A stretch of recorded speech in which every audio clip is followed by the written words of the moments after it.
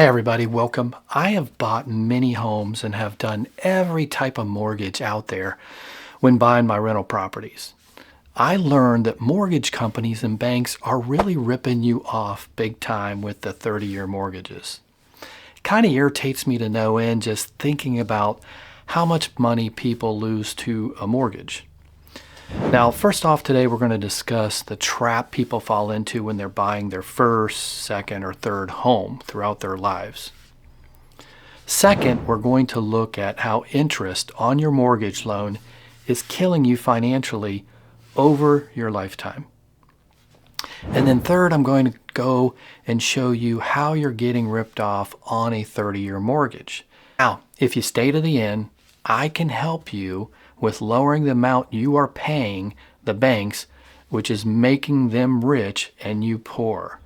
Plus, how you can pay the mortgage off much quicker than the 30-year loan you took out. Okay, but before we get started, let's go into some basics, okay? So the mortgage has two parts. It has the principal and it has the interest, okay? Principal is part of the loan you borrowed. So if you have a $150,000 loan, when you pay back that principal, you are paying back the $150,000 you borrowed. Interest, on the other hand, is what the bank charges you for borrowing that $150,000. Usually it is a rate anywhere between 2% and 10%, depending on how good your credit is and the loan term and what's going on with interest rates at that time. Now, each monthly payment has both principal and interest on the principal balance. Now, first thing we want to talk about is the trap people usually fall into when they get mortgages. And most people don't really even think about this. Okay, the first-time home buyer, their average age that they buy a home is anywhere between the age of 33 and 36 years old. Most people who have a home usually end up buying 2 to 3 homes in their lifetime. And this is just the average. The first home, which is a starter home, a buyer will get a 30-year loan. Let's say you are age 33 years old when you buy that first home. Now, most people, when they buy a home, if they go to buy a second one, they buy it within 10 years. So after 10 years, you've started a family, or maybe you have to move because of your job. So you sell that starter home and you go get a bigger home or a different home. And then you get a 30-year mortgage again. So now you're 43 years old and you have a 30-year mortgage. So maybe you stay in that home and you pay it off when you are 73 years old. So if you only bought 2 homes in your lifetime, by the time you pay that off, you're 73, way past retirement age. Now, if you happen to buy a third home and you sell the second home, once again, you're going to get a 30-year mortgage. And by the time you pay that off, you're going to be 83 years old if you take the full 30 years to pay it off. So the trap is you end up buying several homes in your lifetime, and every time you buy a new home, you got a 30-year loan on it. It becomes impossible for you to pay that loan off by retirement age. Now, if you stay to the end, we're going to show you how to avoid this trap and having that mortgage when you are in retirement age. Okay, the second thing we wanted to discuss with you today is how interest is killing you financially and how the banks and mortgage companies are really sticking it to you. So we're going to look at 2 different buying scenarios, a 30-year mortgage and a 15-year mortgage. When we looked at these and when we show you these charts, we did keep the loan rate or the interest loan rate at 5% through the examples. But you need to know that interest rate is very important. And here is how you look at the different interest rates and how much you will pay over the life of the loan if you have a higher interest rate compared to a lower one. So let's take a loan of $300,000 with a term of 30 years.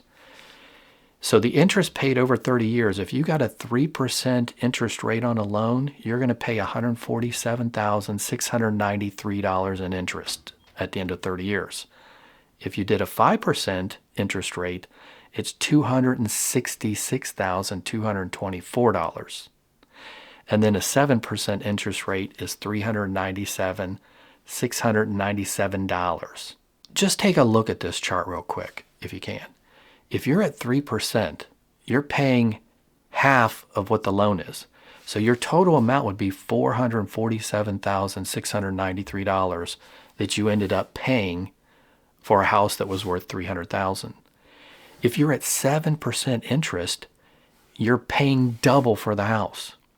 I think most people, because they get 30-year loans, let's say you just buy one house in your lifetime and you get a 30-year loan, most people don't really think about the interest, right? They don't think about the interest 30 years later. But if you look at this, you are paying double for the home you just bought when the home originally was worth $300,000 and you're paying $697,000. In this chart that we're showing you how banks and mortgage companies front load the interest at the beginning of your loan. The interest when you first get the loan compared to, let's say, 10 years left on the loan is really different, and it's something you really need to be aware of. So like I said, now do not let the chart overwhelm you, okay? We're going to walk through it step by step, and I'm going to show you it's pretty easily broken down. All right, today we're going to talk about 15 and 30-year mortgage loan payments. So currently, if you look at this chart, it's pretty straightforward. We have a 30-year mortgage here, and you're buying the home for $150,000 at 3.5% down. That's FHA. You can get 3.5% down. Interest rate is going to be 5%, and then the loan amount is $144,750, and then the mortgage payment's $942. Interest paid on your first payment. So when you go to make your first payment, your interest is going to be $603. Your principal on your first payment is $174. And then what we wanted to show you is this. If you look at your interest paid 10 years later, so you've been paying on the loan 10 years, and you look at the amortization schedule, you'll see that right here, your interest is $491. So you really haven't gone down much from the 603. It's only 491. That's not very much money has gone down in 10 years. So usually you want to see your interest payment lower a lot more than that. And then if you look here at your principal, you're only at $285 going towards the principal alone. The principal of the loan is $144,750. So every month, $285 is all that's paying this down. 10 years later. And then when you first started paying, only $174 was paying it down. So you haven't done more than $111 more 10 years later is now going to principal. Now, if we look at the 15-year loan, same numbers here, $144,750. The mortgage payment's going to be higher because it's a 15-year loan. But if you look, the interest here is $603, same thing as the 30-year. Your principal payment, though, the amount going towards your loan is $541. So a lot more money is going towards paying down your loan. And obviously that has to do with higher payment. I mean, you have a $1,309 payment compared to a $942 payment. But if you look 10 years later, because you'll be close to paying it off on a 15-year at 10 years, your interest is only $256, and the amount going to principal is $887. I mean, that's a lot of money, $887 going towards principal. Now, what I did want to show you is another 15-year, but most of the time, if you look at a 30-year and a 15-year mortgage, if you do a 15-year, you usually get 1% lower. Like it's usually a little bit lower than the 30-year. And so I wanted to show, this 15-year mortgage, you could get 1% lower on your interest rate at 4% here. Then you're looking at a $1,264 payment. Not a lot. I mean, saves you, over $50 a month. But, similar kind of thing. Your interest paid on your first payment, this one would be $483, and this one would be $588. And then your interest paid over 10 years is $197. So 10 years later, you're at $197 with that lower interest rate. And then if you look at the principal paid after 10 years of making payments, $872 is going towards principal. Now, also wanted to show you a $300,000 home. So if you look at the numbers here, similar, except for I just wanted you to look at, hey, here's the difference between interest and principals. So if you look at when you first start paying compared to when you pay 10 years later, you can see same kind of thing as the $150,000 loan, $300,000 loan on a 30-year, you're only paying 10 years later, $560 a month is going towards principal. Whereas if you look down here on the 15-year loan, it's $1,747. A lot more that you pay off. Obviously, you pay off your principal way quicker on a 15-year mortgage than you do a 30. You also got to remember, yeah, the payment's higher, but that extra money that you're putting in, it's like savings, right? Because that money goes into the house to pay down the principal. So once you buy the house or you pay the house off and then you go and you sell the house, that money gets unlocked. So all that money that you put into principal, you get back when you sell the home. So you're not losing it. It's just stuck in your home, like a savings account. But you can't go get it until you sell the house. Now, if you want to, you can also do what I did. You can use an online mortgage calculator to see if you can buy down the interest and see how much it will save you. I use the mortgage calculator to show you all the numbers in today's charts and information. And then the third thing we want to show you today is how you are getting gouged on a 30-year mortgage. And to do that, we're going to have to show you the total interest and total principal payments. Okay, now let's look at this chart, total interest over lifetime. So what we did is we just took a 30-year mortgage and a 15-year mortgage on a home that you bought for $300,000. Same thing, 5% down, interest rates 5%. So that leaves you with a loan amount of $285,000 on your 30 and 15-year mortgage.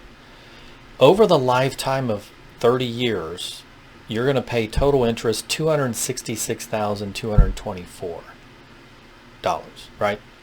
For your total principal, it's going to be the same for both. You're just paying off the loan amount, right? But the overall total cost of your loan is $551,224. You almost paid double for your house. So not only did you pay the total principal, you paid for a whole nother house with the interest. Now, if you look at the 15-year loan down here, $300,000 bought the home for. If you look at the interest, it's $120,744. That is, like I said, half of what the total interest is for the 30-year. So you saved a ton of money, if you go with the 15-year loan. And the total principal is the same. So total loan, cost of the loan is $405,744. And you can tell right here that you save a ton of money if you can do a 15-year mortgage instead of a 30-year mortgage. If you really look at how much you save with a 15-year mortgage, it is a ton of money. You can see that the principal pays down much quicker on the 15-year loan. And the other benefit to paying your home off quicker is you got more cash flow, right? Once the home is paid off, you just need to pay taxes and insurance. Let's say you have a $2,000 a month home payment, which includes taxes and insurance. $500 of that goes towards taxes and insurance, and then the other $1,500 will go towards the principal and interest.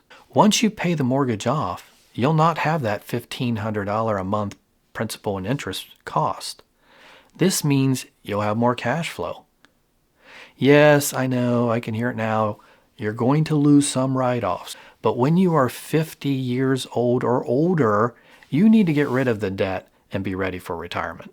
So the last thing we wanted to share with you today is how to pay down your mortgage quicker to get rid of the house debt and enjoy that extra cash flow. Now, the first way is to get a 15 or a 20-year mortgage. Usually you can get 1% lower on your interest rate with a 15-year mortgage. You can also buy down a point or a half a point so you can lower that interest rate and make your monthly payment a lot more affordable. I did this with all my rentals, and all but 2 of my houses are already paid off. So I did get 15-year loans on all these homes. You also need to look at buying a home you can afford with a 15-year mortgage. You do not want to be house poor like many Americans are today because they bought a really expensive home that just barely made their budget, or over budget, like they barely can afford it. Now, the second thing you can do is you can lower your interest rate. Interest rates are high right now, but when they go down, you can refinance your home at the lower rate and go to a 15-year loan. Unless you're already at 15 years or less, if you have less than 15 years on your loan, then you can also just make extra payments. And that takes us to the third way you can pay off your house faster, and that is to make extra principal payments a month. So let's say you like the payment of a 30-year loan, and you want to pay the loan down by making extra monthly payments, which you can control more. Like you can control how much extra money you put in every month. So on a $300,000 loan with 5% down and 5% interest rate and 30-year loan, your total interest you will pay is $266,224, and you'll pay off the loan in the year 2054, so 30 years later. If you pay an extra $100 a month on that one, the total interest will be $226,478, and this is a savings of $39,746, and you'll pay off the loan by 2050 and 4 years earlier. Now, if you pay an extra $400 a month, then your total interest will be $158,549, and this is a savings of $107,675. And you'll pay off your loan by 2043, which is 11 years earlier. Now remember, this extra money you're paying to principal, it's like a savings account. That money sits in your home until you sell the home. You're not losing that money. So I know many people are going to tell me that you're locking your money up in a home, that you cannot use that money to invest and make more money. And you're correct, you are. But how many people are really good at investing and using money to make more money? I would say a small majority of people can really do that well.